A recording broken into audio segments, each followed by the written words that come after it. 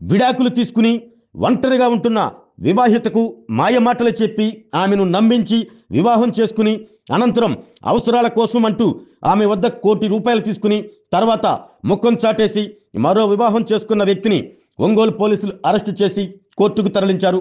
బాధితురాలు తన గోడు మీడియా ముందు వెళ్లబుచ్చుకుంది. మనస్పర్ధల వల్ల తన భర్తతో విడిపోయి తన బిడ్డలతో ఉంటున్న తనను తెలిసిన వ్యక్తుల ద్వారా పరిచయమైన వ్యక్తి తనను తన బిడ్డలను జాగ్రత్తగా చూసుకుంటానని పెద్దల సమక్షంలో వివాహం చేసుకుని అవసరాల కోసం అంటూ ₹1,00,00,000 తీసుకుని ముఖం చాటేసి మరో వివాహం చేసుకున్నాడని, తన బంగారం ఆస్తులను కూడా తన అధీనంలోనే పెట్టుకుని బెదిరిస్తున్నాడని ఆమె పోలీసులను సంప్రదించింది. బాధితురాలు ఫిర్యాదు మేరకు కేసు నమోదు చేసిన ఒంగోలు 2 టౌన్ పోలీసులు నిందితుడిని అరెస్టు చేసి అదుపులోకి తీసుకున్నారు. ముచ్చటగా 3 పెళ్లిళ్లు చేసుకున్న నిందితుడిపై కేసు నమోదు చేశారు. అతని చేతిలో మోసపోయి సర్వస్వం కోల్పోయిన తనకు న్యాయం చేయాలని బాధితురాలు వేడుకుంటుంది.